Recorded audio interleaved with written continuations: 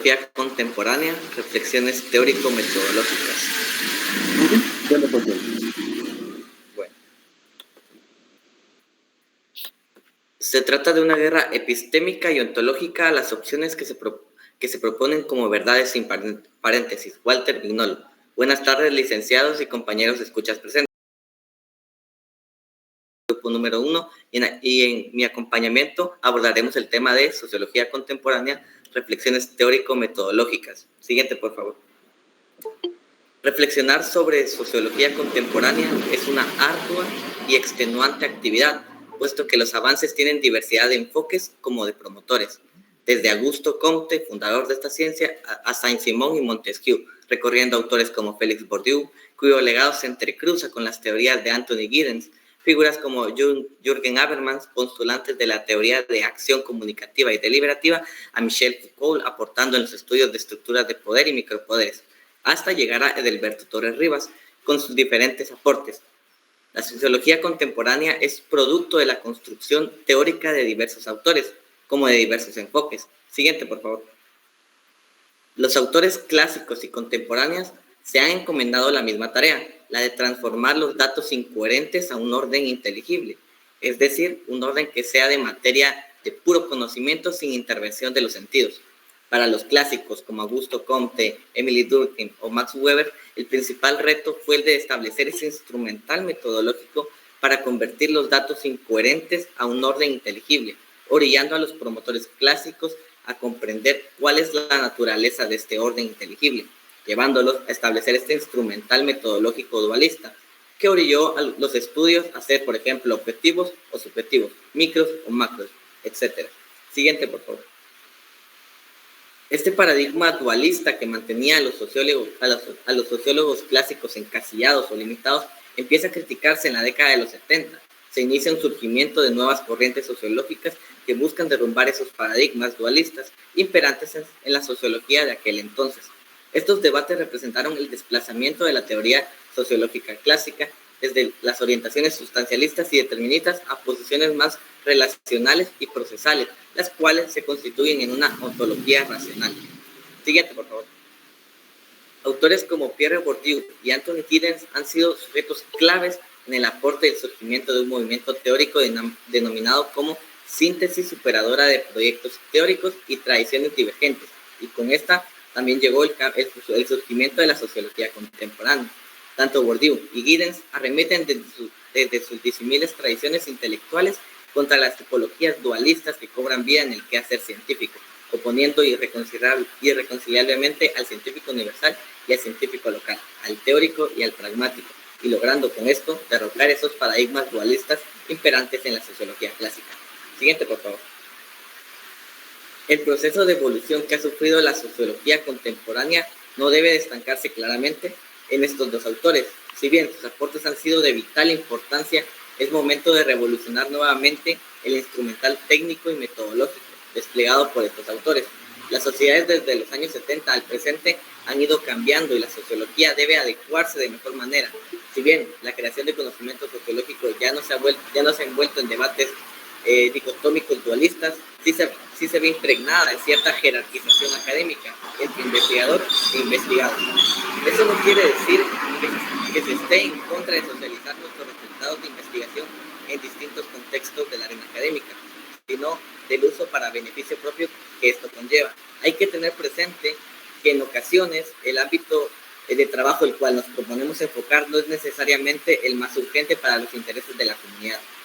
En América Latina se debe de trabajar en la descolonización de las prácticas académicas, pues importar metodologías de carácter eurocéntrico solo nos ha llevado a redundar en resultados que son ignominiosos de la realidad etnográfica, cultural y social de quienes habitamos en este continente, aunado a que el abordaje de los desafíos y problematizaciones inherentes a la cohabitación de espacios suelen estar bajo observación e interpretación de pequeños grupos de especialistas, quienes con criterios científicos eurocéntricos dominantes crean y acumulan conocimientos destinados a la supuesta superación de aquellos desafíos y problemáticas, lo que evidencia también una amplia necesidad de que, de una misma manera en que cohabitamos espacios sociales, Trabajemos en la coproducción de conocimientos sin jerarquización académica.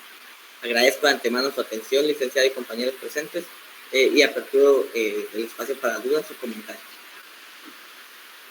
Eddie, muchas gracias. Muy buena presentación.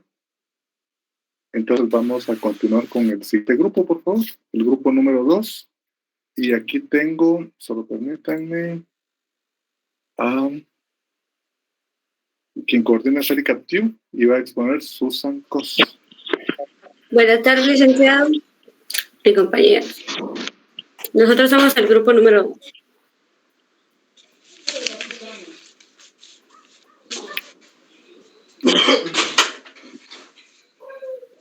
El tema que nos tocó es equilibrio de poder como teoría de las relaciones internacionales. El origen y desarrollo del concepto surge de las relaciones internacionales con el gran debate de los primeros años de la posguerra sobre el papel del poder y de los ideales. La aceptación del equilibrio de poder se refuerza por el establishment americano de las relaciones internacionales con la situación de la Guerra Fría como el componente conceptual del realismo político. La utilización del equilibrio de poder está conectada con el predominio de dicha corriente teórica en la disciplina. Sin embargo, el sistema internacional se ha moldeado de acuerdo con las potencias dominantes y los intereses durante las diferentes épocas. Morton Kaplan propuso 6 sistemas de poder, ya que argumentaba que no son plenamente corporativos ni totalmente conflictivos. Montesquieu menciona la separación de poderes como potencias que inician con el planteamiento de un problema fundamental para la realización de la libertad. El poder político puede y debe garantizarla, que constituye en sí mismo un peligro para la libertad. La cuestión radica entonces en encontrar una forma de limitar el poder que no invalide su función como expresión y garante de la libertad de los ciudadanos, el problema al que pretende dar respuesta la Constitución inglesa descrita por Montesquieu, a partir de un sistema de distribución jurídica y social de las funciones del Estado que permiten que el poder contrarreste el poder. Además, el poder como sistema comprende una serie de facultades y procedimientos que permiten que los órganos, específicamente el legislativo y el ejecutivo, participen del poder del otro sin confundirse con él. El legislativo tiene la facultad de las acciones del ejecutivo y que puede acusar a los ministros si considera que no actúan de conformidad con lo dispuesto en la ley. El Ejecutivo, por su parte, participa del Legislativo a través del derecho a veto, que le permite rechazar las resoluciones del órgano legislador. Del mismo modo, el legislador solo puede sesionar a instancias del Ejecutivo, que lo convoca y durante el periodo que éste disponga. Pero el Ejecutivo está obligado a convocar al menos una vez al año para que se resuelva sobre la recaudación de impuestos y las Fuerzas Armadas. Por último, si bien el órgano judicial no participa de los otros poderes de las cámaras del legislativo, la Cámara de los Lores participa del poder judicial en 3 instancias. 1. Si la aplicación de la ley significa rigor en lo que la ley pretende determinar. 2. Cuando un particular viola los derechos del pueblo en un asunto público. Y 3. Cuando el acusado sea un noble. El poder adquiere una enorme centralidad en el análisis del realismo, siendo determinante para entender y expresar la dinámica internacional desde el punto de vista. Es preciso aclarar que existen diferentes formas de abordar el concepto interior del realismo, siendo posible identificar concepciones muy sofisticadas, como las de Raymond Aron, que reflexiona sobre las relaciones internacionales desde una perspectiva sociológica, que no encuentra con el resto de los autores realistas. Aron no se queda solo con las definiciones del poder centradas en la posición de recursos, sino que aborda como un fenómeno bastante más complejo, destacando en su carácter relacional. La importancia del equilibrio de poder. En condiciones favorables, las alianzas, las contraalianzas y los tratados y de neutralización pueden producir una cierta estabilidad en relaciones internacionales. Este equilibrio es descrito como el equilibrio del poder, en donde este último admite significados diversos y en muchos casos no responde a una situación de equilibrio como la describe George. Finalmente, al hablar del equilibrio de poder es hablar del control de una manera que es parte integral de la Constitución, viéndose en sí mismo como un instrumento para limitar el poder. Y como se mencionó, hay un concepto de pluralismo que habla sobre los ejercicios de los poderes. Ya no tenemos una estricta división de poder, sino participación en los diferentes niveles de poder. Esta relación, sin duda, da lugar a reglas de control que pueden probarse entre sí. Muchas gracias. Susan, muchas gracias.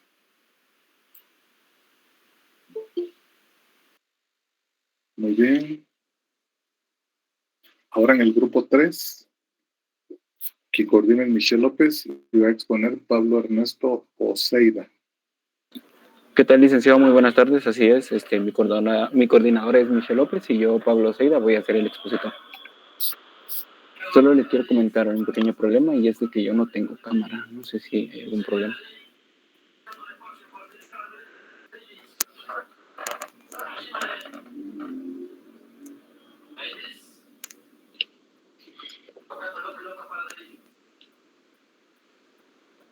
No sé si me escuchan. Sí, muy bien. Sí, bueno. Solo si me permite.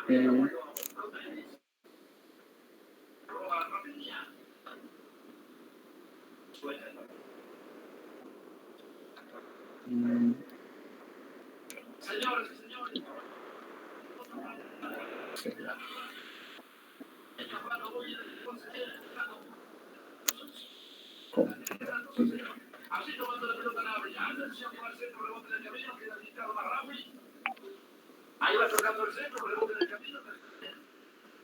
Bueno, ¿qué tal, compañeros y licenciado? Muy buenas tardes.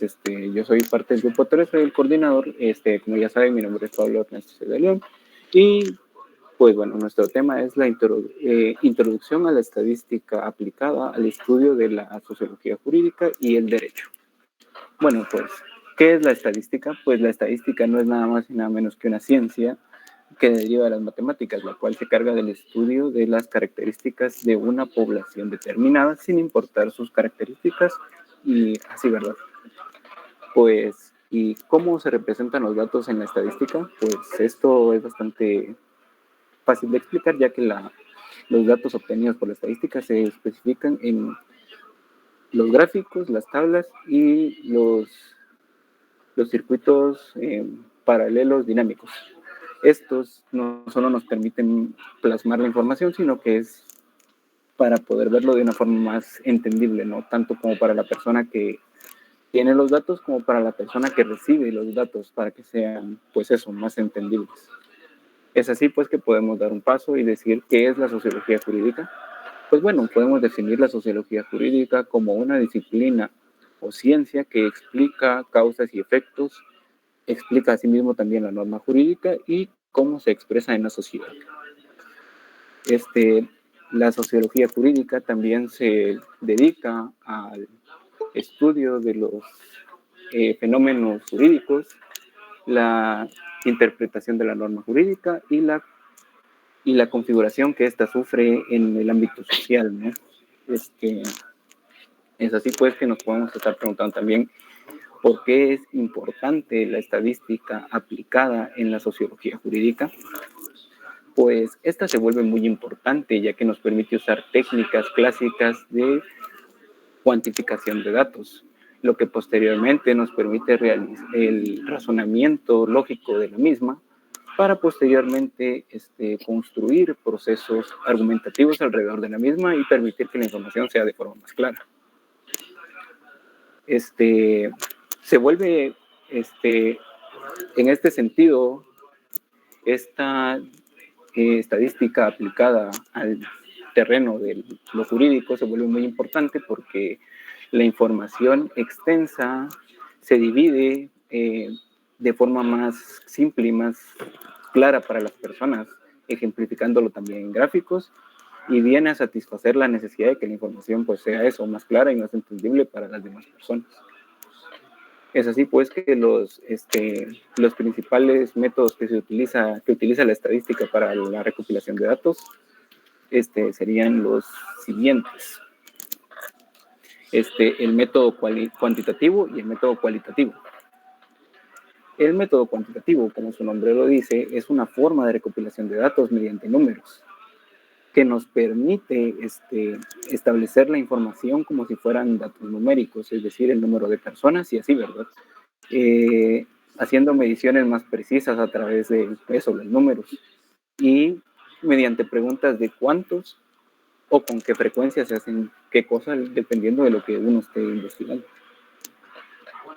Los instrumentos en el método cuantitativo son los más comunes, ¿no? La encuesta, los paneles y el censo, teniendo cada uno sus distintas características, pero siendo el más usado la encuesta, ya que es la herramienta más usada, porque nos permite ver la información de forma clara y presente con la persona entrevistada.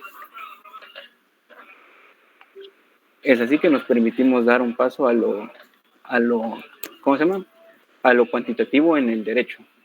¿Por qué es importante lo cuantitativo en el derecho? Pues se recomienda porque al ser una parte de las matemáticas nos permite ver el panorama con las personas como si fueran datos numéricos, ¿no?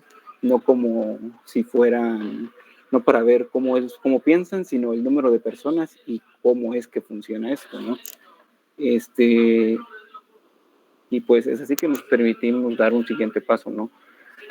Lo cuantitativo en el derecho. Pues se necesitan los estudios dentro de la sociología jurídica y antropológica, ya que, como les digo, esto ayuda a saber cómo afecta y a qué número de personas y en qué formas impacta a las personas a las cuales se están siendo objeto de la investigación. Asimismo, ya podemos pasar al método cualitativo. El método cualitativo es nada más y nada menos que la descripción de las características esenciales de los fenómenos sociales, ¿no? Y nos permite examinar más profundamente a la sociedad y cómo se comporta esta ante los distintos, en nuestro caso, ante las distintas normas jurídicas, ¿no? Es así pues que podemos pasar también a los instrumentos que esta misma utiliza para llegar a la recopilación de los datos, ¿no? Los cuales serían la entrevista, la observación y la encuesta. Pues digamos que los más importantes aquí, según mi criterio, sería la observación, ya que nos permite pues ver el fenómeno de forma directa sin tener que intervenir en el mismo, ya que pues podemos ver cómo interactúan las personas con determinadas situaciones y sin tener nosotros que afectarnos en ellas.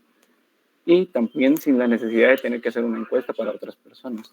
Aunque también es muy necesaria la entrevista, ya que es una forma más personal de recopilar la información y uno puede hacer unas preguntas más directas a la persona de la cual le interesa recopilar la información.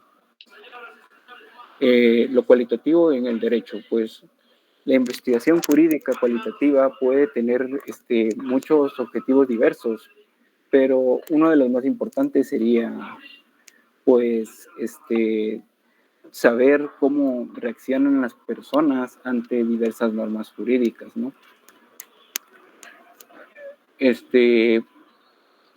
Por las razones antes mencionadas, es importante la aplicación de la estadística en el derecho,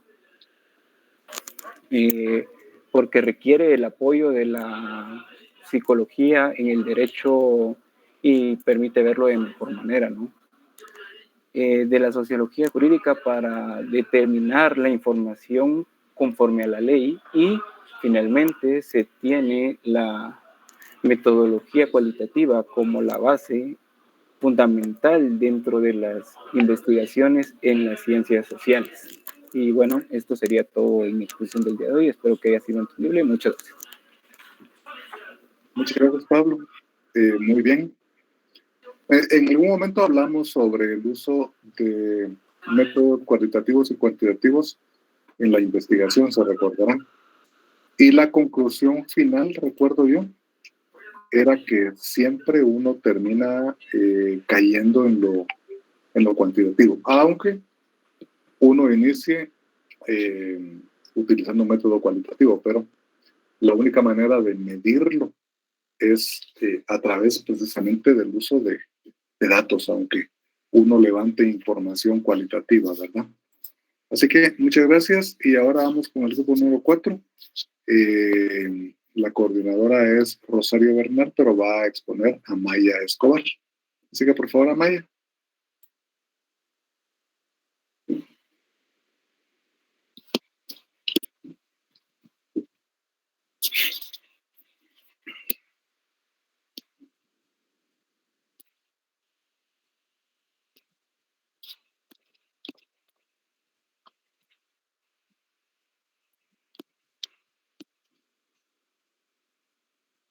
Buenas tardes, licenciados. Solo van a poner la presentación bien.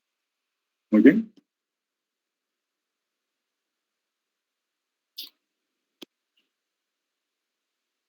Sí.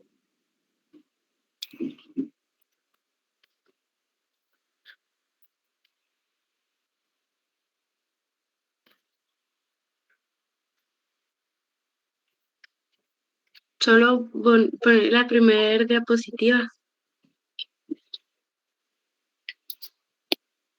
Nuestro tema es el terrorismo como delito y el delito como terrorismo.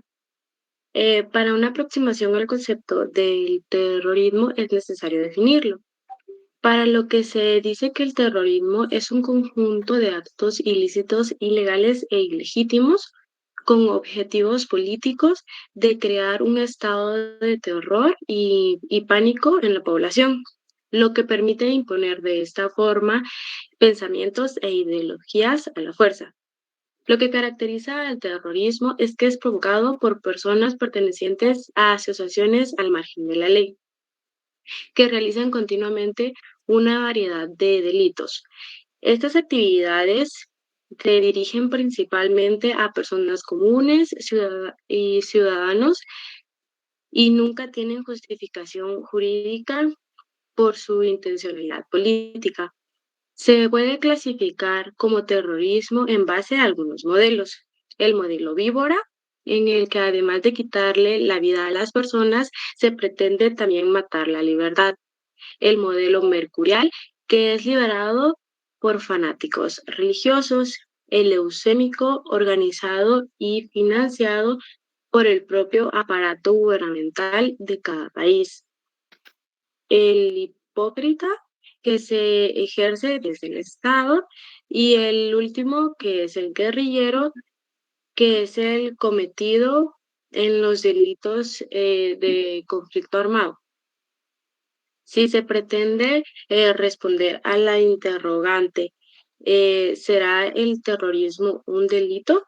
Se tendrá que hacer uso de varias perspectivas que le podrían dar una aproximación, así como es en el derecho internacional humanitario, que indica que no debe haber ninguna duda de que el terrorismo es un delito en la legislación de cada país civilizado. El terrorismo puede significar una serie de delitos comunes contra bienes jurídicos protegidos nacionales e internacionales, y en este sentido los terroristas con frecuencia atacan contra el patrimonio marítimo, aéreo y locomotor, etcétera, por la delincuencia en sí en este ambiente no puede ser considerado un acto terrorista. En el Estatuto de Roma de la Corte Penal Internacional reconoce que el terrorismo es un tipo de delito que supone una grave amenaza para la paz de la humanidad. Sin embargo, solo menciona 5 delitos que son señalados.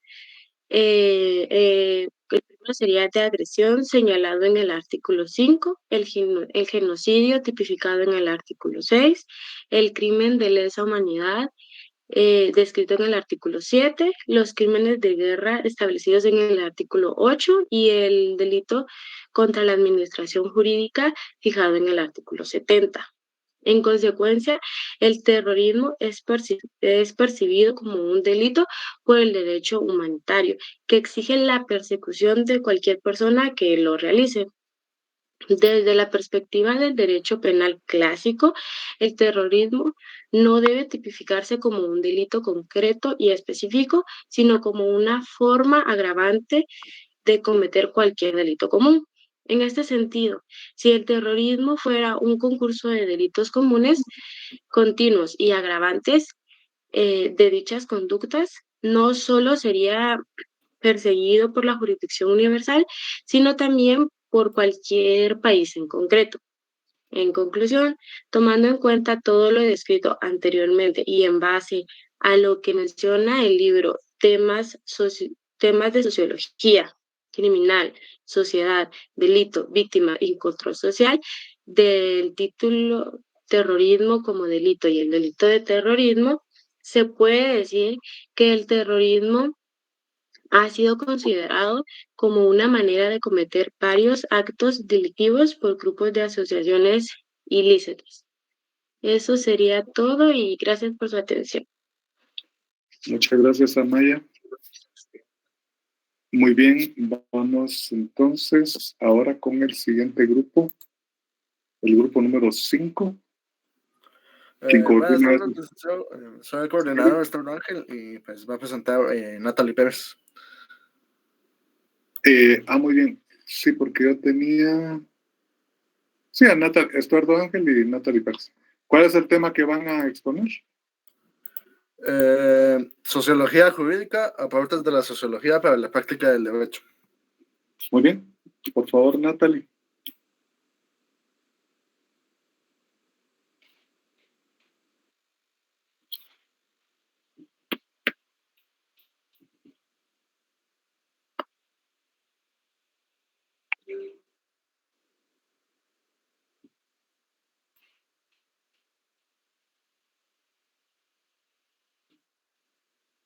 Compañeros y licenciados. Vamos a hablar sobre la sociología jurídica, sociología para la práctica del derecho. ¿Me escuchan? No Sí, sé la si... escucho bien. La siguiente. La identidad. La identidad no es heredada por genes y tiene 3 etapas. La anomía es la fase en la que los bebés hacen todo rompiendo las reglas, ya que no entienden lo bueno y lo malo y no consideran ninguna regla de la sociedad. Siguiente.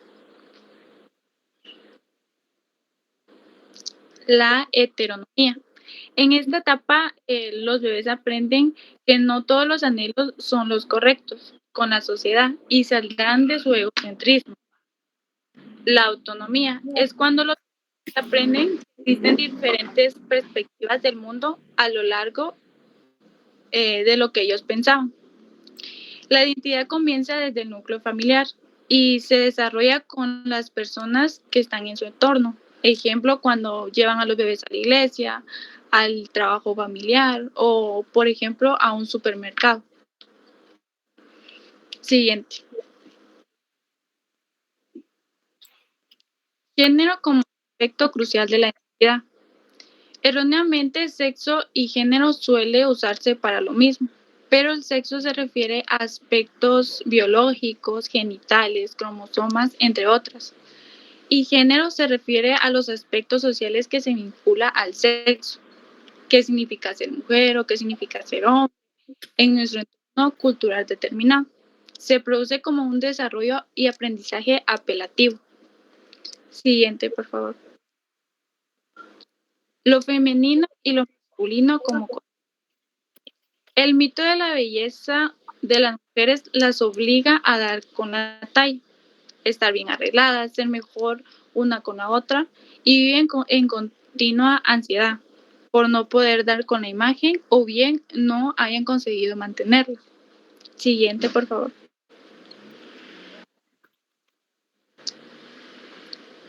Y los hombres también son influenciados ya que aprenden a desear a las mujeres bellas y obedientes. Y el hombre tiene que ser duro y valiente. Si no, la sociedad no lo ve igual, no lo ve como autoridad. O el hombre siempre tiene que actuar de la manera en lo que los estereotipos dan de la sociedad. Siguiente, por favor.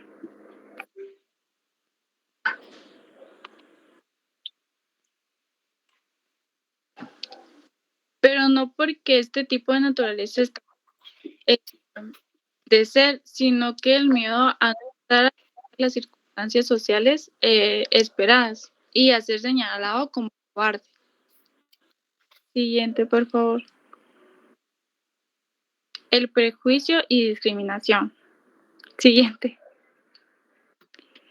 En rigor de la verdad, el prejuicio no existe, ya que se trata de una construcción social y por eso solo podemos percibirlo cuando las personas actúan prejuiciosamente hacia otras. El prejuicio es un sentimiento favorable o desfavorable con respecto a una persona o cosa, ya que es un claro ejemplo en la que la categoría social unas personas están y otras no. Por un color de piel, por una clase social, por una religión, por una orientación sexual. Tal ejemplo como nosotros tratamos de ofender a alguien y le decimos indio, siendo esta una discriminación. Siguiente, por favor. El estatus social de la mujer durante las últimas épocas, disculpe. Para poner un punto de inicio al ingreso de la mujer al ámbito público, debemos remitirnos al siglo XIX. Algunas mujeres comenzaron reclamando su participación social por el derecho al voto o a la educación, ya que pensaban que la mujer solo tenía que realizar todos los quehaceres domésticos de ella. Con el tiempo se localizó la primera ola en la que la mujer salió de ello y pudo participar en la vida pública de la sociedad. Siguiente, por favor. Dándole su lugar en la sociedad a la mujer y dándole fuerza para revoluciones futuras, que en la actualidad son necesarias para acercarnos más a lograr una equidad entre ellas. Siguiente, por favor. Repercusión social del prejuicio. Esta se clasifica en 3 categorías: comunidades enteras, el rechazo étnico, prejuicioso y de las religiones. Estatus adscritos son las diversas posiciones sociales, una mujer, un hombre, un niño, y un ejemplo en la que la mujer no sabe educar, en la que dicen que los viejitos no saben hacer nada, en que un niño no tiene fuerzas, entre otras. Y el estatus adquirido, a diferencia de otros, estos se gana cada uno. Un buen maestro, un mal alumno, un delincuente, entre otras. Siguiente, por favor. La violencia doméstica es una agresión de la fuerza física o psicológica que se utiliza para defender o cuidar su territorio. Es un abuso hacia la otra persona, amenaza. Cuando un hombre tiene muchos celos y agarra a una mujer del brazo, pues esa es una violencia doméstica. Muchas gracias. Muy bien, muchas gracias, Natalie. Por favor, ahora vamos con el grupo siguiente, que déjenme ver. Es... ¿dónde lo tengo?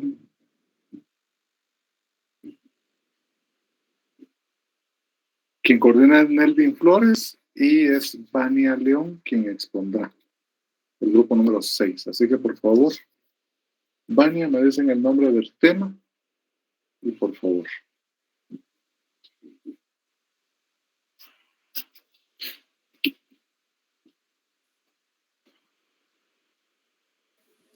No se le escucha. Vania.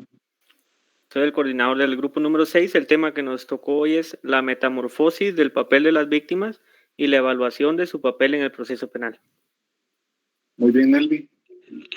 ¿Ya me escuchas, licenciado? Ya, ahora sí. Ay, perdón. Ok. Para poder comprender el tema nos tenemos que basar primeramente en el papel de la víctima, que desde tiempos remotos se han encontrado 3 válvulas de escape para la presión derivada, que muchas veces es el injusto sufrimiento que han padecido. 1. La resignación impotente ante un hecho que no han podido evitar y que tampoco podrían evitar si ocurriera de nuevo. 2. La venganza de la víctima a sus allegados sobre la vida, familia o bienes de los victimarios. 3. El derecho penal y la exigencia de que el Estado, con sus aparatos de control, apliquen la ley y hagan justicia. Siguiente. En el nacimiento del Estado moderno, todo el asunto de la delincuencia dio un paso gigante al dejar de ser un asunto privado para pasar a la esfera del derecho público, pero generando como efecto secundario el divorcio artificial entre la pareja criminal integrada por la víctima y el victimario. El criminólogo alemán B. Hunting y el victimólogo hindú Abdel Essad, quienes siguieron la forma original de la victimología, en donde realizaron una clasificación de víctimas divididas en 3 grupos, en las cuales están las víctimas que no tienen responsabilidad en el hecho criminal padecido y las que tienen alguna responsabilidad, como es el caso de las víctimas deseosas, que son aquellas que incitan el delito. Están las víctimas voluntarias, que consisten en la comisión del delito. Y las víctimas sin consentimiento, que son aquellas que tienen una participación en el hecho, pero solo por dejadez o irresponsabilidad. Siguiente. Actualmente, en este contexto dialéctico, en la tesis era la víctima como un sujeto débil y perjudicado con derecho a venganza, y la antetesis la víctima como sujeto pasivo perjudicado, protegido por el Estado, surgido con fuerza y con planteamiento sintético en el concepto de víctima como sujeto activo en el derecho criminal, como derecho a la participación en el proceso de reparación del daño sufrido. Tenemos que reconocer cualitativamente la demanda de servicios de seguridad por parte de la población, que son las víctimas del delito. Las consecuencias principales que posee una víctima de delito son consecuencias psicológicas, consecuencias clínicas, consecuencias económicas y consecuencias ideológicas. Siguiente, por favor. Las consecuencias psicológicas.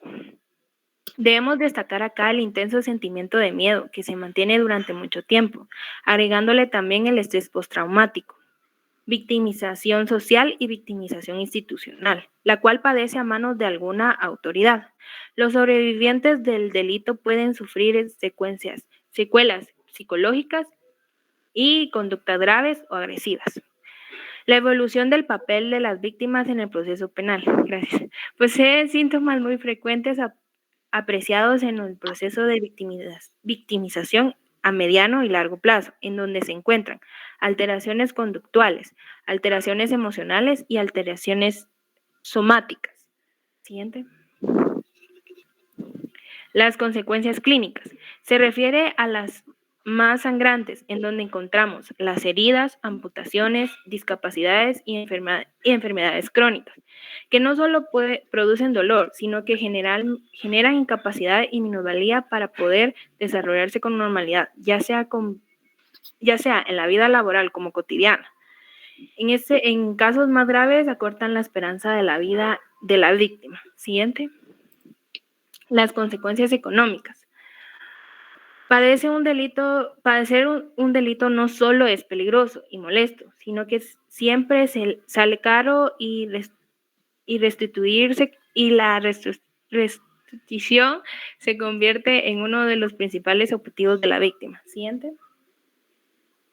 Las consecuencias ideológicas. Es un hecho muy radical y viene determinado por el sentimiento de odio hacia el delincuente, lo que lo lleva a cambiar su forma de pensar. El daño más grande que los delincuentes infligen en sus víctimas es que los transforman en otras personas. Siguiente. En este tema encontramos 2 ofertas al servicio de las víctimas. 1. Servicios policiales, en el cual consiste en perseguir al delincuente, pero haciéndolo dentro de los estrechos y difíciles márgenes de la ley de enjuiciamiento criminal. 2. Servicios judiciales, donde encontramos las quejas de las víctimas respecto a los jueces en los delitos de menor gravedad y en los de mayor gravedad. Se reprimen y en los de menor gravedad no les prestan la suficiente atención a las víctimas. Como consecuencia de las decisiones del marco del Consejo de la Unión Europea del 15 de marzo del 2001 relativo al estatus de la víctima en el proceso penal, por lo que se reconocen 5 derechos fundamentales. 1. El derecho a la información. 2. El derecho a la participación. 3. Derecho de la víctima a la asistencia. 4. Derecho de la víctima a su protección. 5. Derecho a la reparación del daño sufrido. Hay un sentimiento generalizado de que la víctima del cual la víctima necesita, en todos los casos y tipologías, es que la escuchen, la atiendan, la legitimicen y la amparen. Las víctimas componen el núcleo duro de la demanda de seguridad y sus exigencias determinan la política criminal y seguridad. Siguiente. En Guatemala encontramos constantes sucesos en los cuales pocas veces las víctimas salen ilesas, sin mencionar los traumas o consecuencias que anteriormente mencionamos. Sin embargo, los números son preocupantes, ya que la mayoría de víctimas suelen ser de género femenino. En el primer bimestre del presente año 2022, el feminicidio aumentó un 13%. De acuerdo a las estadísticas del Grupo de Apoyo Mutuo, entre enero y febrero del presente año, fueron asesinadas en el país 121 mujeres, es decir, que el 14 más que las 107 que murieron de forma violenta el primer bimestre del año 2021. Siguiente. La tasa de homicidios en el país por cada 100.000 habitantes alcanza las 28 víctimas a nivel nacional y el departamento que ocupa el primer lugar de los 22 que tiene nuestro país es Zacapa, con un 61 asesinatos por cada 100.000 personas. Seguido de Izabal, con un 57% de cada 100.000 habitantes. Guatemala es una de las 20 naciones más violentas del mundo según informes más recientes del organismo internacional y durante el 2021 contabilizó un total de 4.078 asesinatos, un 16.5 más que los 3.500 reportados en el 2020. Más del 60% de los homicidios cometidos en Guatemala son por heridas de arma de fuego y la mayoría quedan en la impunidad debido al débil sistema judicial guatemalteco, de acuerdo a la visión de expertos. Muchísimas gracias. Muchas gracias, Vania. Ahora nos toca el grupo número 7, ¿verdad? Vamos a ver cómo está integrado. Un momentito. Quien coordina es Kiara Blanco y tendremos como expositoras a dos, a Natalie y a Alison. Así que, por favor, me dicen el nombre del tema. Bueno, ya lo vi. Buenas tardes, licenciado y compañeros. Somos el grupo número 7. Nuestro tema es el marxismo y la sociología jurídica y nuestras expositoras son Natalie y Alison. Les dejo con ellas. Muchas gracias, Kiara. Buenas tardes. Vamos a iniciar definiendo la sociología y el marxismo. La sociología es un estudio científico de las sociedades humanas que se encarga del análisis de la organización que tienen los seres humanos, así como de los fenómenos religiosos, económicos, creencias, costumbres y valores que ocurren en una vida grupal. El marxismo es un conjunto de ideologías sociales, económicas, políticas y filosóficas que surgieron en la teoría de Marx, teoría que rechaza el capitalismo y defiende la construcción de una sociedad sin clases y sin Estado. Este término es esencialmente político, pues propone un cambio a la estructura político-social por medio de una revolución. El método dialéctico en la sociología marxista. Es importante tener en cuenta que Marx se ha servido del método dialéctico para el estudio de lo concreto. El pensamiento marxista asocia tanto la unidad de la realidad como del conocimiento, asimismo de la naturaleza y del hombre, como también asocia las ciencias de la materia con las ciencias sociales. La especialización parcelaria tiene un sentido desde la época en que Marx exponía sobre el capitalismo de concurrencia. El pensamiento marxista estudia y profundiza en las siguientes hipótesis. La religión, una realidad, halla su verdad en la filosofía. ¿Dónde se halla la verdad en la filosofía considerada a su vez como realidad? ¿Lo político y lo estatal se bastan a sí mismos? Pues Marx aseguraba que la clase dominante era quienes controlaban lo político, lo social, lo económico, lo religioso e incluso a la educación. Es importante saber entonces que Marx trabajó junto con Hegel para el estudio y análisis de la ideología marxista que defiende el comunismo y rechaza el capitalismo. Durante la época de la Revolución Industrial en Europa se dio un cambio en donde las personas iniciaban a dirigirse hacia la ciudad para poder trabajar en la industria, por lo cual Marx llegó a la conclusión que la sociedad se inició a dividir en dos grupos, En el primero se encontraban los dueños de negocios, quienes eran el grupo más poderoso de la sociedad, y en el segundo grupo se encontraban los trabajadores considerados los más débiles. Por eso se dio un conflicto entre los dos grupos, ya que los dueños querían generar ganancias a bajo costo y quienes trabajaban querían salarios más altos. Aquí, para Marx, la alineación jurídica se refiere a que el Estado se encuentra al servicio de la clase dominante, por lo cual señala que el poder político es un poder organizado de una clase para oprimir a otra. La alineación económica para Marx es un medio de autorrealización, pero debido a la sociedad capitalista se volvió un medio de autorrealización, ya que solo querían producir bienes. La alineación económica se da de tres maneras: respecto al producto del trabajo, en la segunda respecto al acto mismo de producir y en la tercera respecto a la naturaleza. En conclusión, lo que buscaba Marx era que todos fueran iguales, por lo cual se fue desarrollando lo que actualmente se conoce como comunismo. Bueno, eso es todo, compañeros y licenciados. Muchas gracias por su atención. Muy bien, muchas gracias por la exposición que han hecho. Es muy buena, muy completa. Quiero nada más agregar que para Marx la fuerza de trabajo de una persona era una mercancía, era como un producto igual que cualquier objeto, con la diferencia que el obrero vende su capacidad al dueño de la fábrica, al dueño de la empresa, al dueño de la entidad, se la vende y no la logra, no la compra al precio que debe ser, sino siempre buscando la manera de quedarse con un remanente de esa fuerza de trabajo.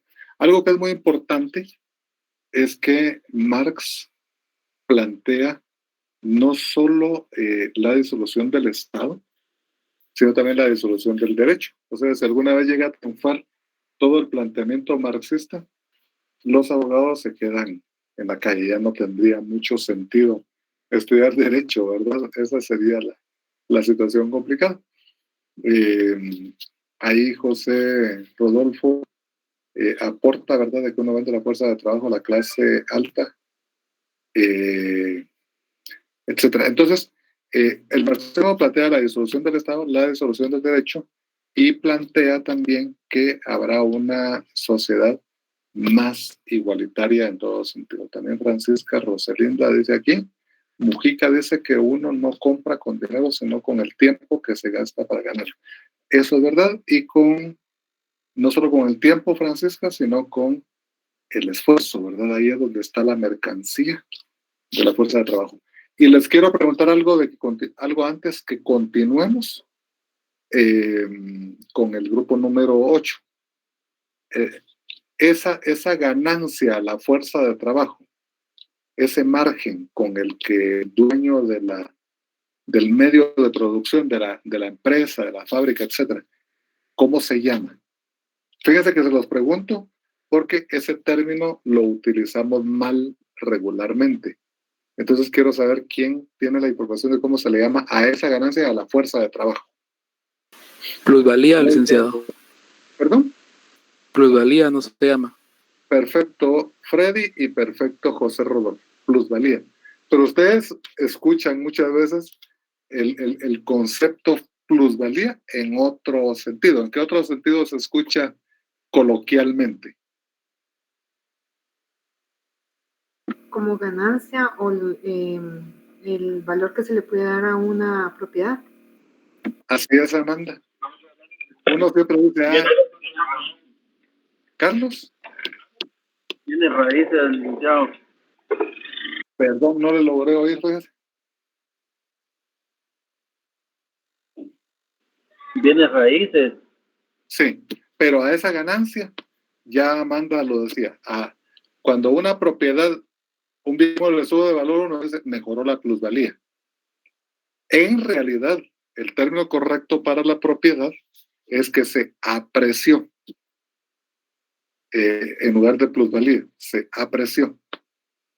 O tuvo una apreciación, ¿verdad? No plusvalía, pero bueno, eso es el lenguaje coloquial, pero lo correcto Es lo que Freddy y José Rodolfo han dicho. Y gracias también, Amanda, por el aporte. Así que no quiero quedarme con el grupo número 7 nada más aquí aportando, y vamos con el grupo número 8. Y en el grupo número 8, vamos a ver, ¿dónde está el 8? Un segundo, aquí está. Quien expone es Daniela Paredes y quien coordina es Jocelyn Kier, y es el derecho penal del enemigo. Pónganle mucha atención, es muy importante.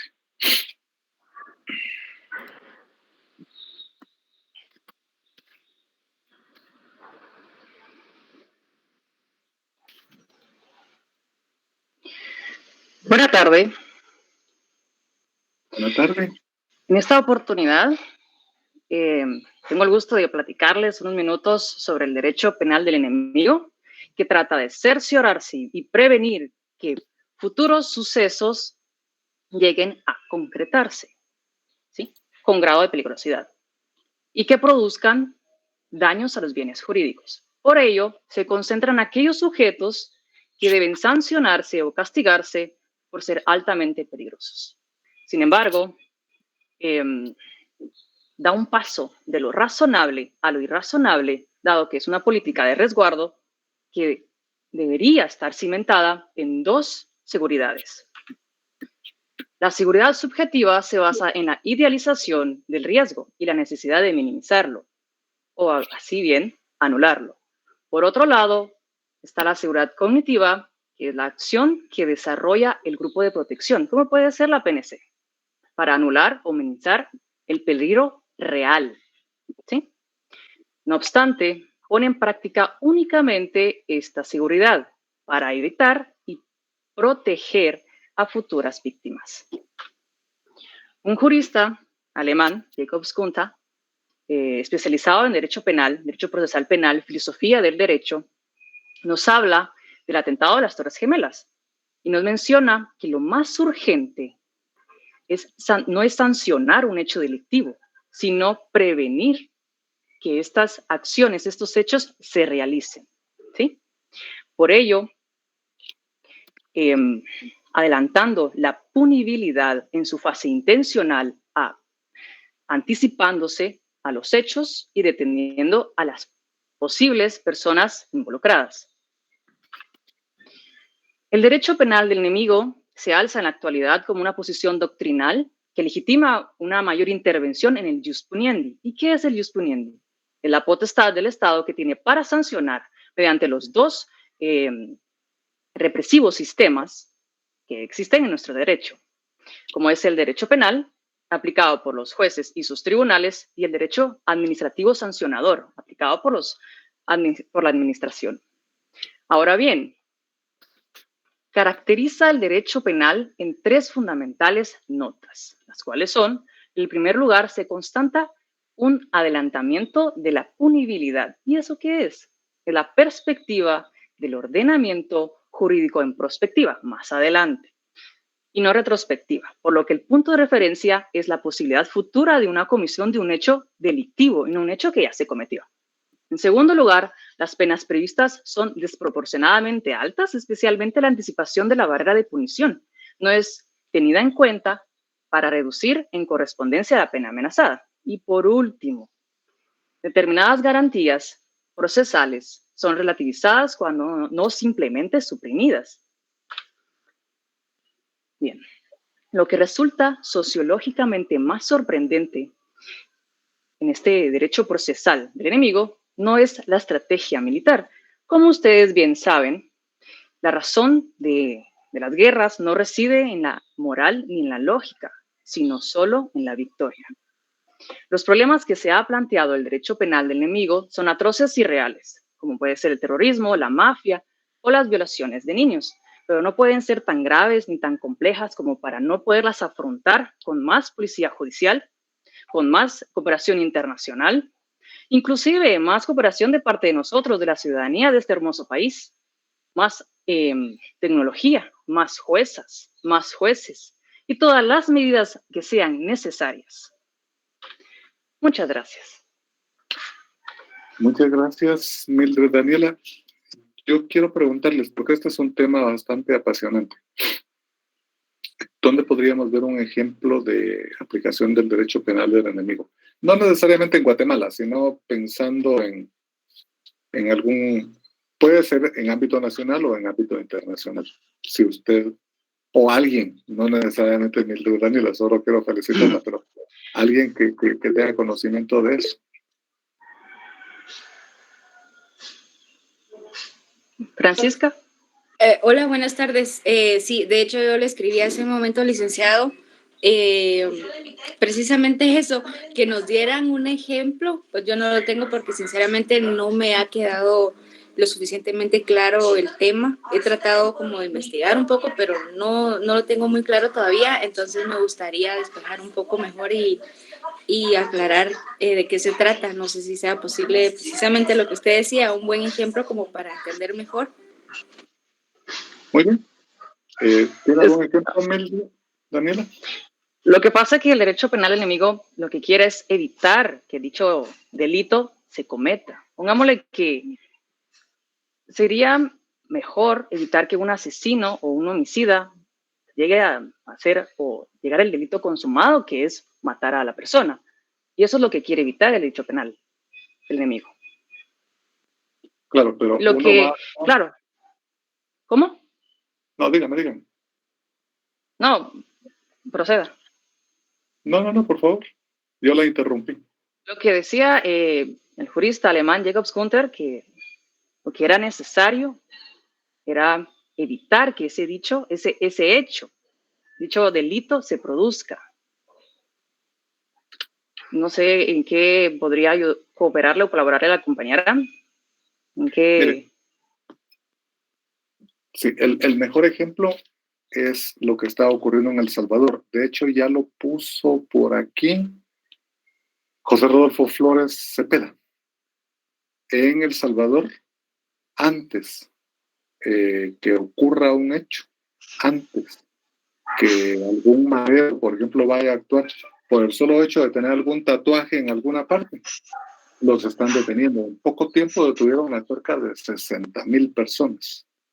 No importa si cometieron o no algún hecho, de manera preventiva están deteniendo a esas personas. Creo que ese es el mejor ejemplo, el ejemplo más cercano que tenemos.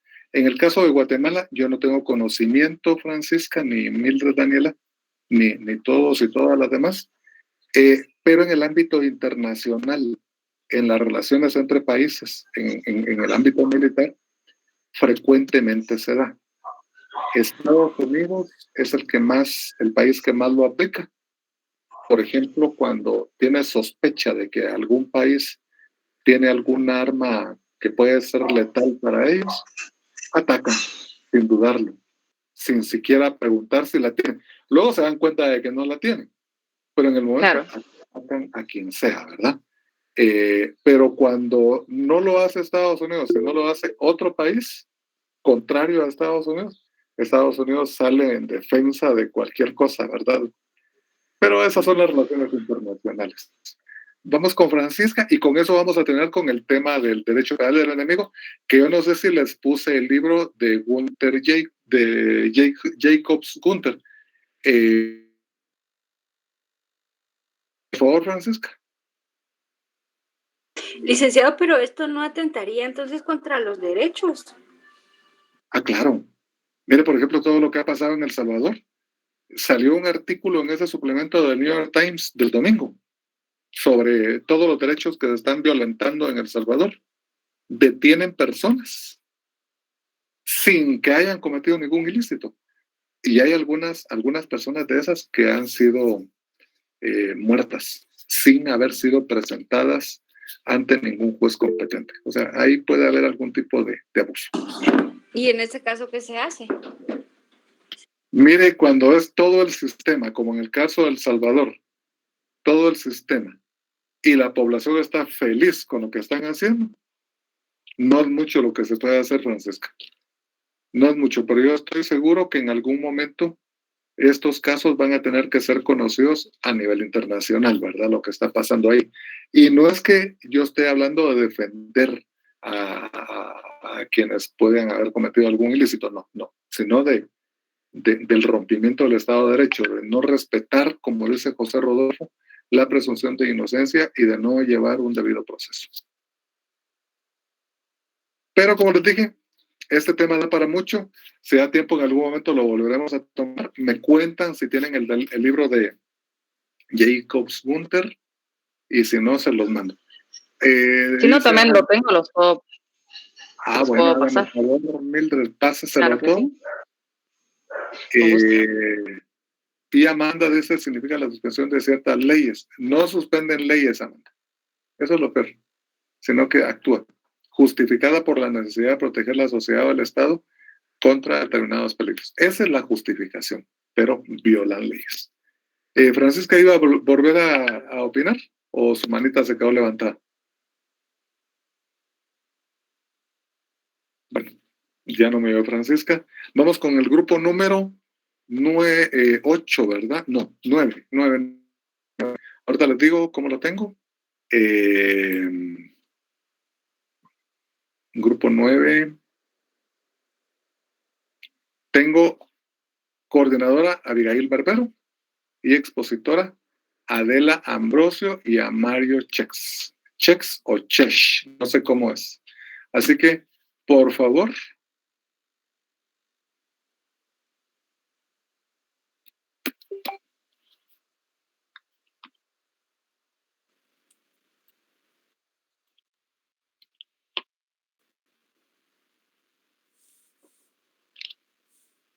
Pues bien, buenas tardes compañeros, licenciado. Es un gusto para mí saludarlos en esta tarde. Vamos a dar inicio con nuestra exposición. Por título tiene la tierra y el derecho de alimentación. Pues empezamos definiendo a la tierra. Pues es la encargada que se dedica a la agricultura mediante un sistema controlado para otras formas de vida, particularmente del ganado y de los cultivos. Bien sabemos que dentro de la tierra existe el derecho de propiedad, que tiene como característica la desigualdad de esta, atendiendo también a que se acumulan en ciertos sectores de la sociedad tierras. Para entender mejor esto, vamos a realizar una clasificación de trabajos agrícolas. En la primera clasificación encontramos la infrasubsistencia, que se caracteriza por una pobreza extrema. En esta clasificación también se caracteriza por la falta de ingresos y la falta de acceso a servicios básicos tales como energía eléctrica o agua potable. En la segunda clasificación encontramos la subsistencia, que se caracteriza por la mano de obra es familiar, es decir, que los familiares trabajan para este sector agrícola. Tienen acceso a los servicios básicos, tales como agua potable, energía eléctrica, y su producto se destina para el mercado interno y el autoconsumo. En la tercera clasificación encontramos los excedentarios, que son cultivos no tradicionales, tienen una mediana producción ganadera, tienen acceso a tecnología para poder cultivar y su mercado es el nacional e internacional. Por última clasificación encontramos a los comerciales. Su mercado se destina al mercado internacional, exportando productos tradicionales tales como el café, el banano o el azúcar. Hasta este punto ya conocemos a grandes rasgos la clasificación de los trabajos agrícolas y nos podemos realizar la siguiente pregunta. ¿Se goza en realidad del derecho a la alimentación? Podemos inferir que las condiciones desiguales y la falta de políticas que aseguran la aplicación de este derecho no permiten que sea percibido por igual dentro de la sociedad. Asimismo, vamos a seguir conociendo aspectos importantes acerca del tema en las próximas presentaciones. Buenas tardes, continuamos hablando con respecto a este tema bien interesante y podemos hacer énfasis en que en Guatemala se posee grandes extensiones territoriales donde se pueden realizar cultivos. Sin embargo, también tenemos algunos factores que perjudican el acceso a la alimentación de los guatemaltecos. Y en este caso lo podemos ver que es el corredor seco que consta de 6 departamentos en Guatemala, donde no hay temperatura apta para cultivos y las tierras son bastante áridas. También podemos hablar sobre los cambios climáticos que se han venido a afectar a Guatemala y esto también ha afectado el cultivo de una serie de formas que perjudican a los guatemaltecos para lo mismo, para tener ese acceso adecuado a la alimentación. Otro de los aspectos que podemos resaltar también es el cultivo de la caña de azúcar y la palma aceitera, debido a su alto consumo de agua y el hecho de que contaminan los ríos y las malas condiciones laborales que también contribuyen a que los guatemaltecos tengan poco acceso a trabajos dignos, ¿verdad? Porque ellos no tienen una remuneración adecuada de acuerdo a lo que ellos trabajan. También, como cuarto punto, hablaremos sobre los altos precios de la canasta básica en comparación con los sueldos y salarios que se reciben en Guatemala. Estamos hablando de una canasta básica alimentaria y ampliada que viene costando 8,000 quetzales aproximadamente, y los sueldos en Guatemala son los mínimos que podemos mencionar en el área no agrícola son de 3,200. Entonces, al hacer esa comparación, podemos determinar en un análisis cuántos fenómenos podemos ver dentro de este momento, cómo es que en Guatemala no se permite que los habitantes puedan tener un acceso adecuado a la alimentación. ¿Por qué? Sigamos a la siguiente diapositiva. Tenemos tierras cultivables, se exportan alimentos y en grandes cantidades hacia otros países, pero ¿cuántos guatemaltecos tienen acceso a la alimentación aquí? Entonces, podemos ver en la siguiente diapositiva algunos aspectos de las estadísticas que marcan que 5 de cada 10 niños menores de 5 años sufren de desnutrición crónica. El 77% de las familias no poseen una dieta adecuada y más del 70% de los guatemaltecos están clasificados como en pobreza extrema. Entonces, esto nos lleva a la conclusión. Si somos un país rico, tenemos habitantes que tienen hambre. Eso nos remarca que las políticas en Guatemala no permiten que los guatemaltecos tengan acceso a una vida digna. Muchas gracias. Muchas gracias. Excelente. Miren, este es un tema realmente muy importante que lamentablemente no se toma con toda la seriedad del caso. Ahorita que estamos viviendo una inflación mundial, que los productos en general se están encareciendo, creo que esto será crucial y habría que retomarlo como política pública del Estado, porque de lo contrario creo que Guatemala va a sufrir las repercusiones de esta ola mundial que hay por la crisis de los contenedores, por la política COVID-0 de China, qué sé yo, la burbuja inmobiliaria de China que viene ya pronto, ¿verdad? Y que nos va a afectar, etc. Así que muchísimas gracias al grupo número 9 y vamos con el grupo número 10 que está integrado. Vamos a ver, perdón, el atraso, solo quiero ver. Coordinadora Andrea Barrios y expondrá José Huarcas. Por favor, José Huarcas. Buenas tardes, licenciado. Buenas tardes, compañeros. Buenas tardes. Pues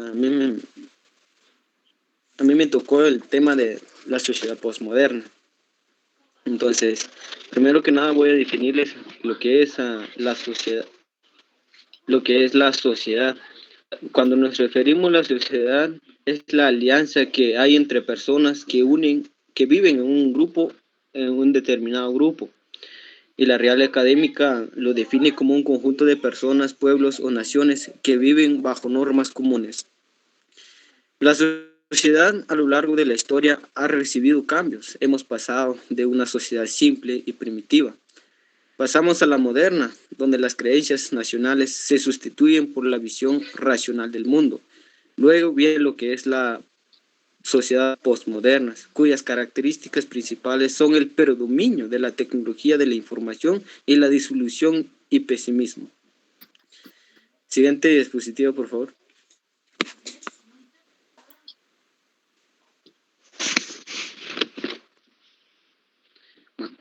Esta sociedad posmoderna surge en el último tercio del siglo XX. El posmodernismo aparece como contrapuesto a la modernidad y su ideología. Nace como una búsqueda de nuevas formas de culto por el individualismo y se caracteriza por criticar las corrientes de pensamientos antiguos que son considerados como anticuados, como el positivismo y el racionalismo. Podemos poner como ejemplo esto como el matrimonio igualitario. Es una forma de expresión que se está dando hoy en día en muchos países, el matrimonio entre dos hombres, entre dos mujeres. Las personas ya exigen un derecho que anteriormente no se daba, pero hoy en día estas personas exigen ese derecho.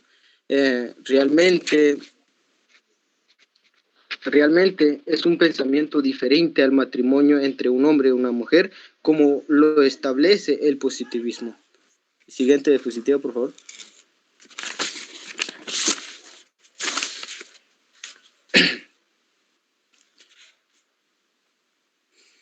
El posmodernismo también ha generado un individualismo y el consumismo.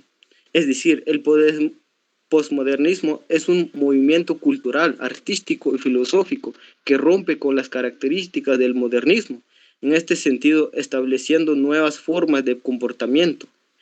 Son cambios posmodernos, se manifiestan por el incremento del individualismo con un corte narcisista, hedonista y seductor propio de la época del consumo de masas en el aflojamiento de los lazos sociales, los vínculos familiares de pareja, así como el desplazamiento de ciudadanos a consumidores y el vaciamiento del sentido de muchas instituciones, la libertad de consumir, no solo de consumir mercancías, sino también a diversos viajes, servicios, salud, deporte, hasta incluso la cultura. Y podemos poner un claro ejemplo de eso, es el diversidad de género. Hay muchas personas que ya se sienten diferentes a lo que antes no expresaban. Es una forma de expresión que ellos se sienten bien con eso, ya que es una libertad de las personas y ellos se sienten diferentes. Es por eso que la posmodernidad ha dado grandes cambios. Entonces, tenemos que respetar lo que las personas piensan y no discriminar por lo que hacen. Siguiente diapositiva.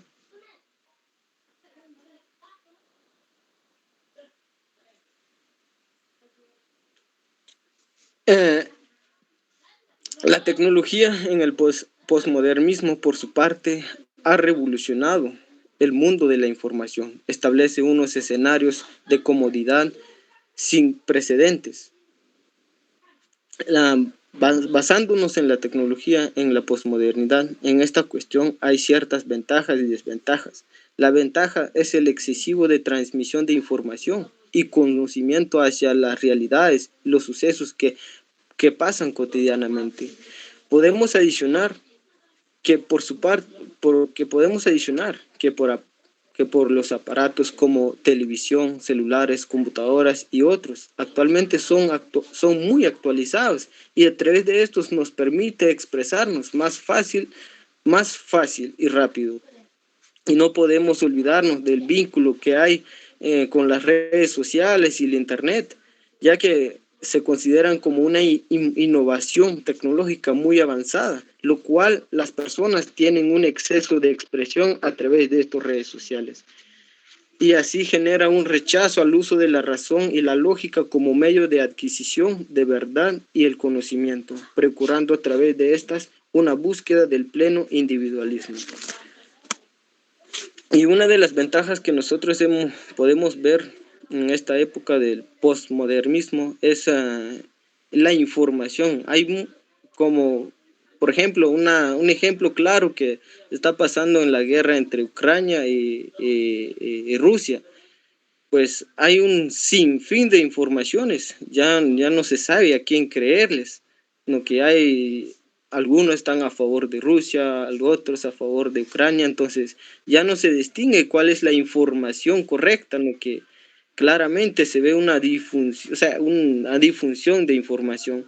Entonces, esto es lo que nos da a conocer lo que es el postmodernismo, y gracias por su atención.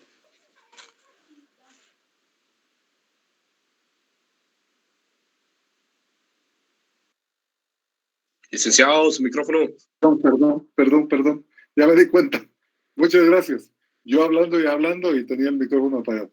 Estaba diciendo que vamos con el último grupo. Es el grupo número 11. Este grupo, déjenme ver, está integrado por... Un segundo.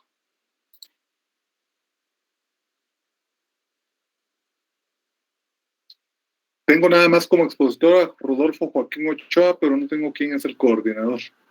Buenas tardes, licenciado. Sí, soy yo. María José, muy bien. Sí, soy yo. Sí, licenciado, en un momento les presento mi pantalla y los dejo con mi compañero para la exposición. Gracias. Gracias, María José.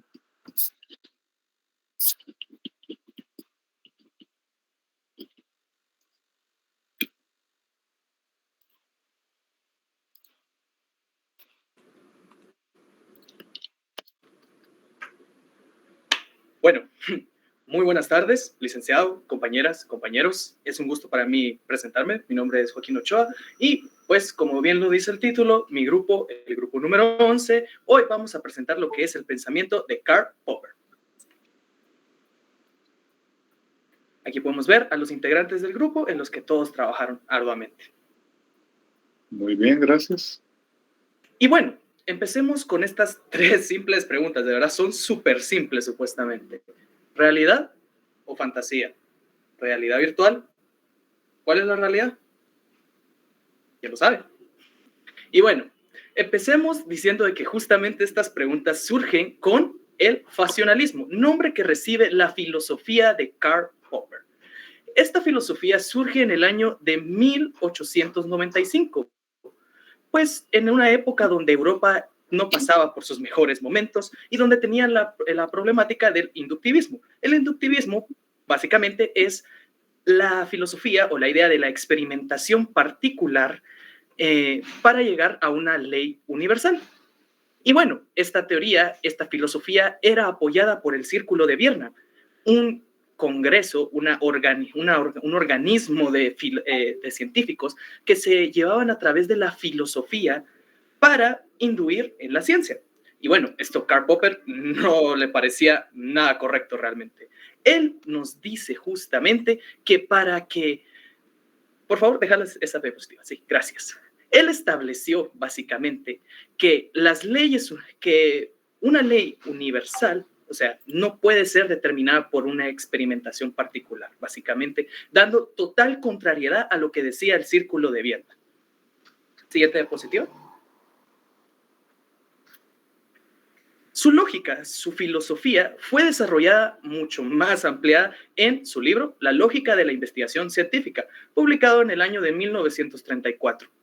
En este libro, Popper, él nos dice básicamente que para que una hipótesis pueda ser científica realmente, que esta realmente debe desligarse, debe volverse independiente de todo lo que puede ser observable. Básicamente, cuando uno ve una hipótesis, ¿qué es lo que piensa? Voy a lograr comprobarla, voy a lograr decir que básicamente esto se cae, y esa es la razón. Pero Karl Popper decía que no, que el de encerrarnos básicamente en la respuesta nos daba como ilustre de que solo pensábamos en eso. No nos daba la intuición, no nos daba el pensamiento de que podíamos ver más allá, que podíamos refutar, es decir, que se volvían falsables, una hipótesis falsable, con el fin justamente de refutar las hipótesis, volviendo estos enunciados para que no se puedan corroborar. Siguiente diapositiva. Y aquí tenemos justamente una frase directamente de nuestro Karl Popper. Una afirmación es falsable si es que es posible diseñar un experimento tal que uno de los potenciales resultados de ese experimento es que la afirmación sea falsa. Básicamente, que uno hace una hipótesis, la intenta hacer y no salió.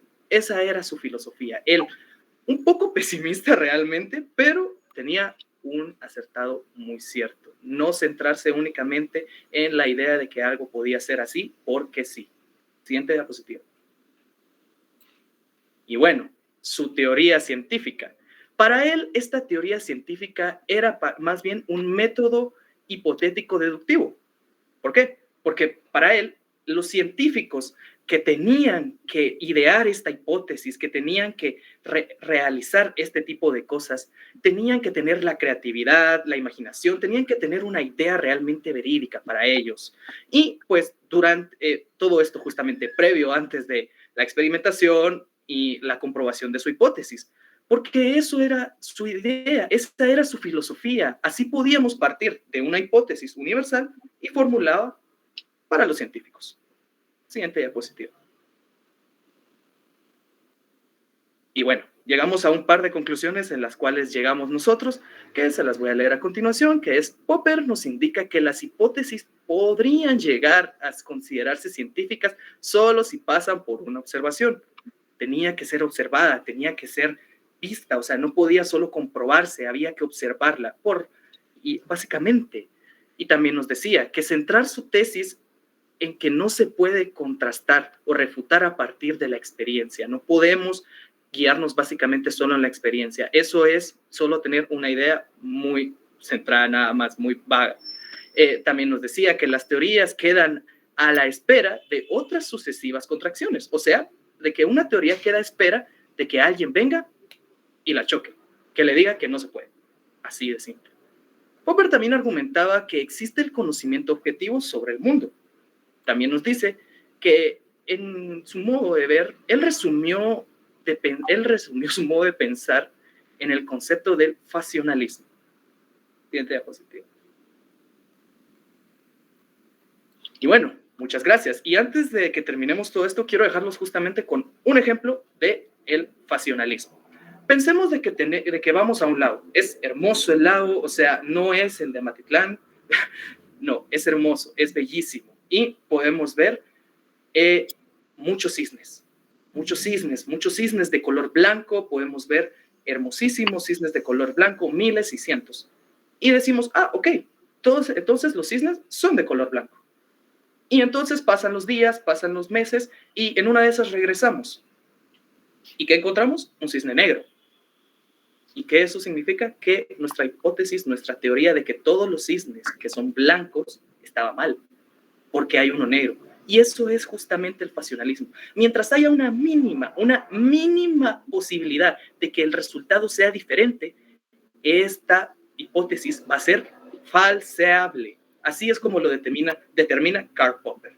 Así que nada, no me queda nada más que agradecer el espacio, el tiempo, y muchas gracias a todos por su atención y su colaboración. Joaquín, muchas gracias. Felicitaciones al grupo número 11. Creo que investigar a Popper es apasionante. Popper, para los que son marxistas, quiero decirles que Popper hace una crítica bastante fuerte al marxismo, especialmente porque Popper, además de todo lo que de manera tan brillante Joaquín ha dicho, Popper critica el historicismo y considera que Marx cayó en el historicismo al plantear que necesariamente tenemos que llegar a un sistema de producción similar al que existía cuando el ser humano apareció en la Tierra. Eso significa que volveremos como al inicio. Y Popper dice que no, que la naturaleza humana es totalmente diferente. Así que felicitaciones, lo vamos a dejar acá. Me habría gustado hablarles, ya que estamos en temas sociológicos, quería que me diera tiempo y quería hablarles del tren de Aragua, pero como no me da tiempo de hablarles del tren de Aragua, quien quiera, porque no es tarea, quien quiera que lo investigue para pasado mañana y que nos explique qué es el tren de Aragua. ¿Tomaron nota? Para quien lo desee. Sí, licenciado. Entonces, faltando exactamente un minuto para la siguiente clase, los y la dejo para que se preparen. Así que me ha encantado esta exposición, ha sido excelente. y les deseo muy buena tarde.